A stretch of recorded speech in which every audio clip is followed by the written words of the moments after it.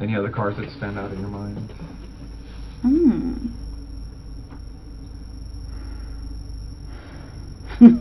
This is what happens when a sociopath murderer is trying to hide her true identity.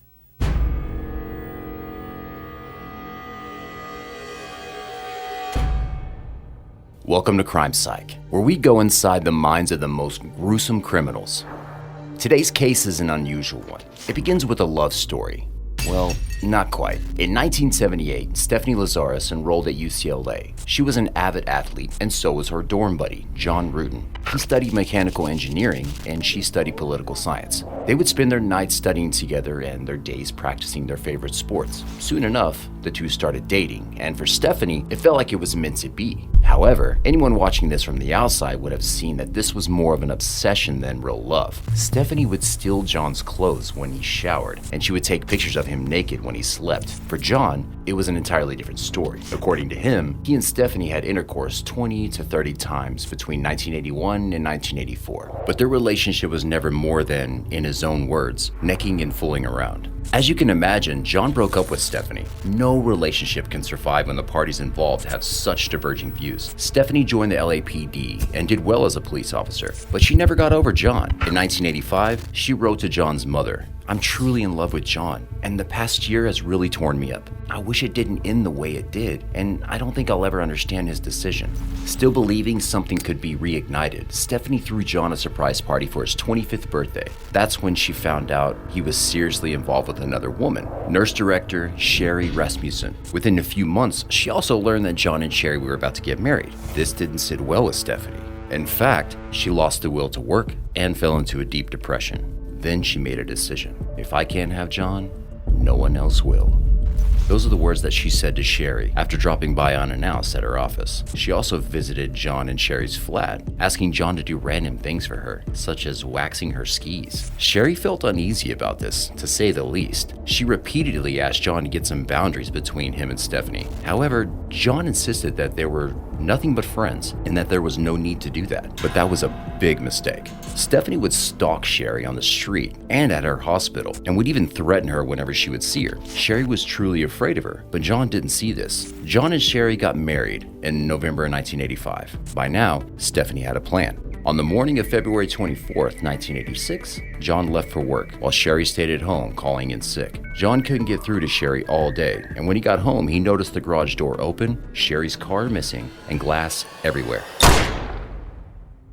In their living room, Sherry was found lying in a pool of blood. She'd been shot 3 times and bitten, and there were several marks on her body indicating a struggle. Although Sherry's grieving parents urged the LAPD to consider Stephanie as a suspect, they insisted it must have been a botched burglary. It took 23 years for Sherry's family to obtain a DNA sample from Stephanie and match it to the bite marks on Sherry's body. But in June 2009, Stephanie Lazarus was arrested. What followed was one of the strangest police interviews in recent history. Remember, Stephanie Lazarus was an LAPD officer at the time of her arrest. This meant 2 things. 1, she knew all about the investigation process. She had been following Sherry's murder case for 2 decades, and as a police officer, she had access to a lot of information. 2, she knew how to lie, and she knew the tricks that the police detectives could use on her. So the detectives decided to make up a story. They thus invited Stephanie to give some advice on a stolen art investigation. Then they waited for the right moment to start the actual confrontation. The hidden character of the interrogation is the reason for the suboptimal footage. I don't want to talk about this in the squadron because I don't know who people are listening.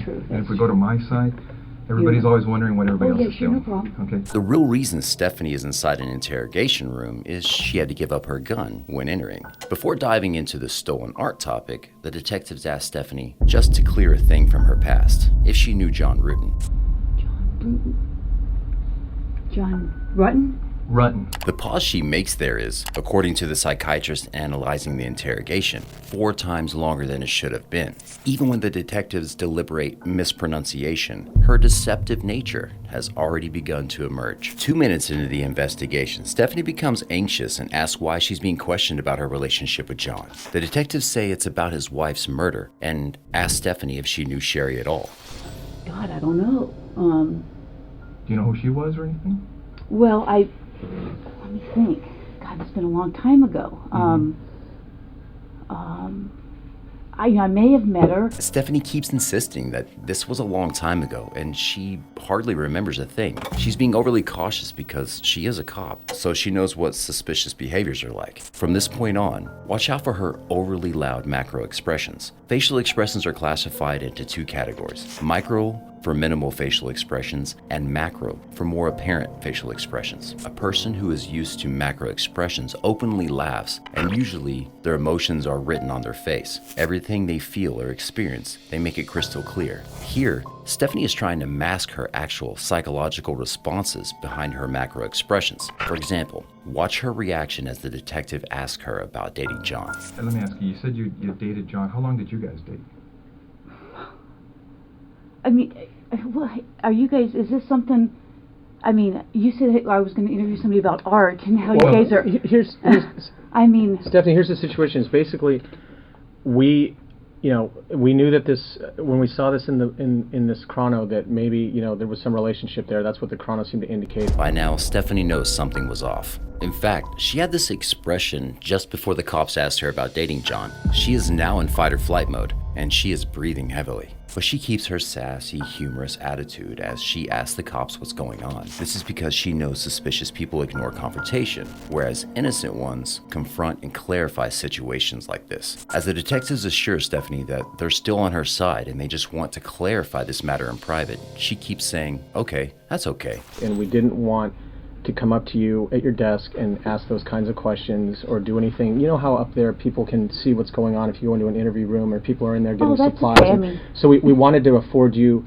some privacy, some confidentiality to talk about this because we thought it might be, something, you're married to someone else, obviously, and so forth, and that you may not want to, talk about these things in that setting where someone, we don't want the rumor mill or gossip or any of that kind of stuff to start. That's fine, But her breathing doesn't change. It's still deep and fast. She's trying to calm herself down, but her heart is racing 1,000 miles per hour. Half assured, half on guard, Stephanie goes back to her argument that it all happened a long time ago. God, that's been 1,000,000 years ago. What year is it now? 2009? I graduated in 82, yeah. We dated. I dated other guys. I'm sure he dated other girls. Stephanie displays loud expressions, and she tries to distract the detectives by acting like she barely knows what year it is now. She's visibly stressed. She suspects she's been found out, and she's aware that this may be an investigation. If she was innocent, her body would not react this way. Her body is actually in paralysis, as she is thinking about what response to pick as to not look so guilty. She's too late for flight, so she needs to fight. There's something else. Lying is often a habit we develop in our early childhood. Stephanie's expression here is a pretty immature one. When the question remains how long she dated John, she goes on to give an extreme amount of unnecessary details. I can't remember if he was born, let's say I'm born in 1960. I don't know if he was born in 58 or 59. I knew his parents, I knew his sister, his brother went to Northridge. What does that have to do with the cop's question? Psychologists believe giving unrequested details is a coping mechanism for people who are lying. They are delaying the inevitable, which is to face the dark truth of what they have done.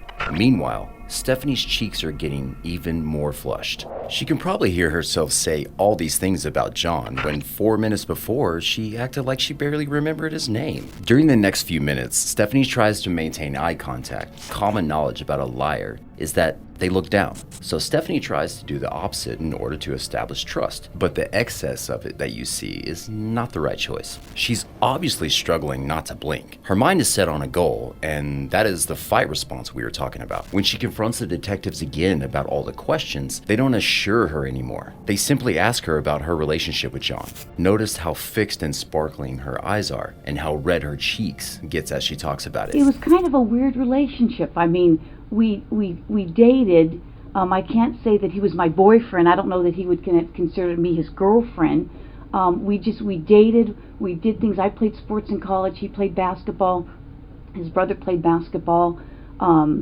It just didn't work out. Pretty big gestures for explaining a casual dating experience in college that came to an end, right? Although she adds again that she went out with other guys, it's pretty clear this relationship was more to her than she lets on. Her tone and words say casual, but her expressions and gestures communicate something entirely different. When Stephanie is asked whether they stayed friendly after the split, she doesn't know what to say. She says they weren't not friendly, so as to not give a straight answer. Then she goes on to give other unrequested details, so the detectives ask the relevant question again. Had you ever met his wife? I may have. Do you remember her name or anything, or?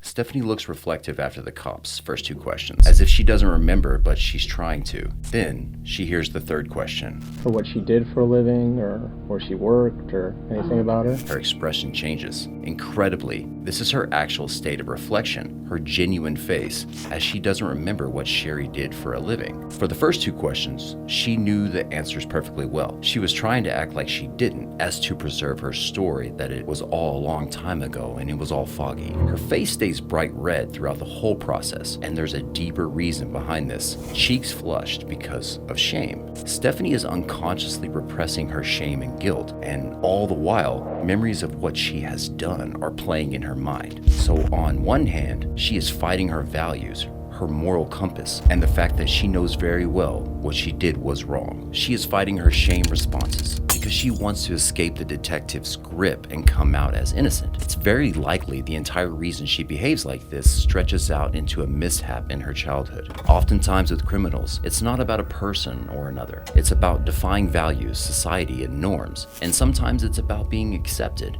Rejection may have different meanings for all of us, as we have unique personalities and life experiences, but for many criminals, rejection is at the very core of their violent behavior. An unaccepting parent, one who is never pleased or never smiles, or even abuses you will surely have deep, long-lasting effects on how you perceive rejection. You may even start feeling rejected all the time, getting fight or flight responses in the most mundane situations. You're constantly judging yourself on behalf of society. However, Stephanie couldn't care less about society. When John rejected Stephanie back in the mid-1980s, this triggered something very nasty inside her mind. She decided she would end his happiness, just like he did hers. She didn't see how unbalanced her response was, or she did, but she didn't care. This leads to the conflict between her bodily and mental responses, seen throughout the entire investigation. She was proud and happy to help the detectives with the stolen art investigation, presenting herself as a superior to them. By now, she has become the inferior party. This leads to the shame that we see so clearly displayed in her cheeks.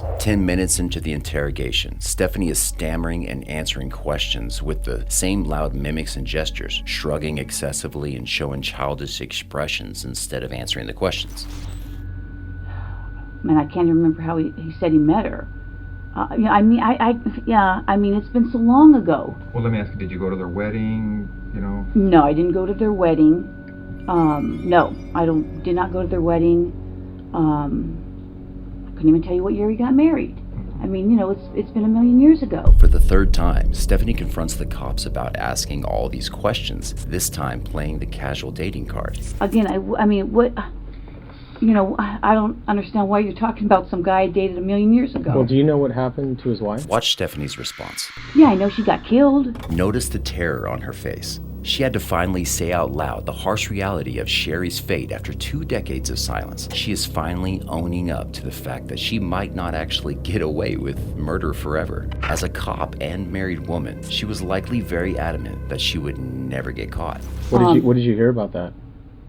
I saw a poster at work. I'm sure I spoke to him about it. I think I spoke to another friend of his about it. And how did you first learn about that? Jeez.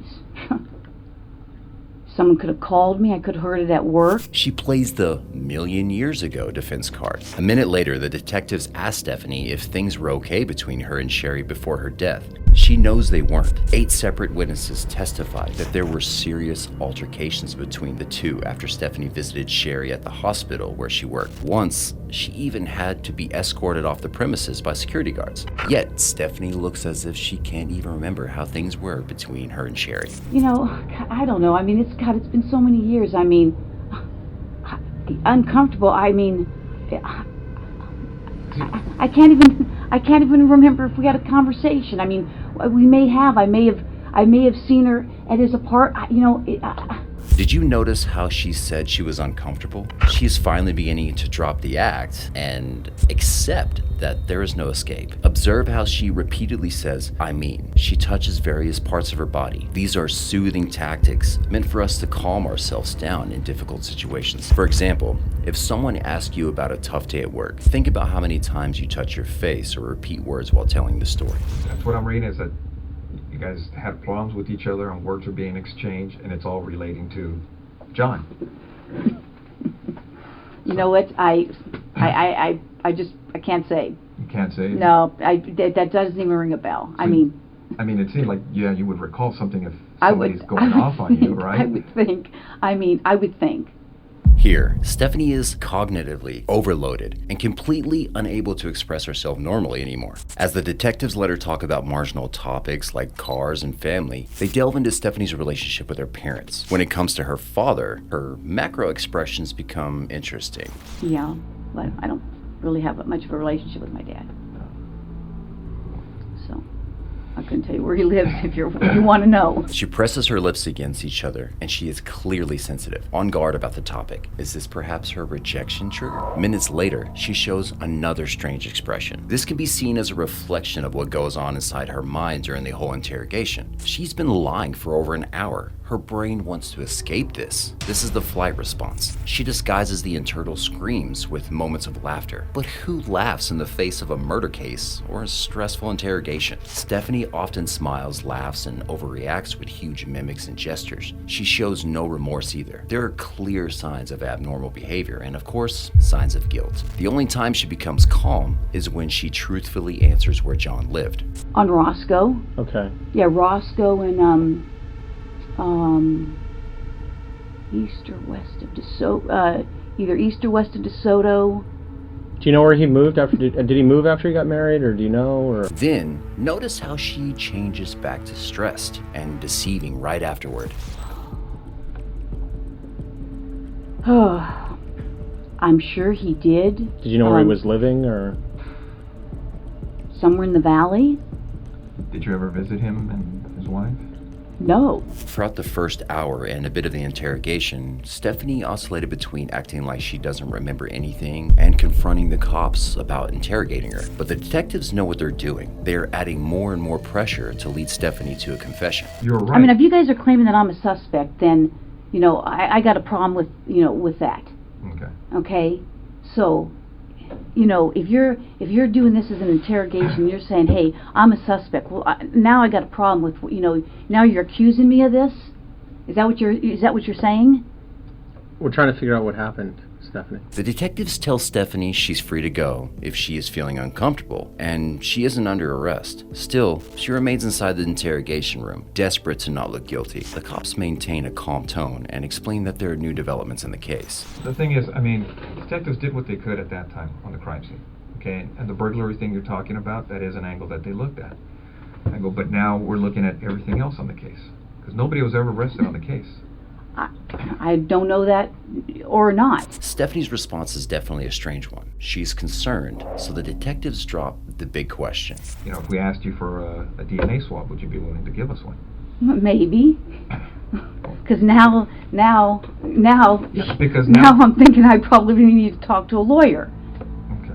I mean, Well, because I know how this stuff works, okay? Don't get me wrong, you're right, I have been doing this a long time. Yeah. And I wish I had been recording this because now it sounds like, there's, you're selling these people saying I'm fighting with her, and now it sounds like you're trying to, I've been doing this a long time. yeah. We know. Okay? And now it almost sounds like you're trying to pin something on me. No, now but- I got that sense. The detective then plays the "I've been doing this for a long time" card against Stephanie. Well, what it gets to on these cases, and you know it as well as I do, our job is to identify and eliminate I suspects. can't believe this. So, if we ask you to the point to give us a DNA sample, a buccal swab, so we can identify or eliminate you, would you be willing to do that? maybe. She must know that the only way to eliminate a suspect is through DNA. This is because now the police had a DNA sample from the bite mark on Sherry's body. Stephanie says that's great and adds that she knows she will have to help them out. But at the same time, she keeps complaining about the situation. I mean, I'm shocked. I'm really shocked that somebody would be saying that I did this. I mean, we had a fight, so I went and killed her. I mean, come on. Stephanie goes out of the interrogation room, and when she comes back, she's in handcuffs. The detective tells her she can have a lawyer and that she has a right to remain silent. Finally, there's a relief on her face. She knows she's found out, but the interrogation is finally over. She is finally free of the cognitive overload. You want to talk to us right now? No. All right. Okay. This then. is crazy. Okay. This is I'm like in shock. I'm totally in shock. In 2012, Stephanie Lazarus was charged with the first-degree murder of Sherry Rasmussen and with breaking the confidence of the LAPD by utilizing her experience as a police officer to carry out her homicidal plans. She was sentenced to 27 years to life in prison. Following the jury's verdict, John Ruetten made a statement. Thank you for the opportunity to speak during this hearing. There are really no words that can describe the loss of Sherry and the whole of this experience. So it makes no sense to talk very long. His voice broke as he spoke about Sherry. Yet another reminder for Stephanie that she caused immense harm to someone over an extremely immature bout of jealousy. But there are so many moments and so very many tears. And the fact that Sherry's death occurred because she met and married me brings me to my knees.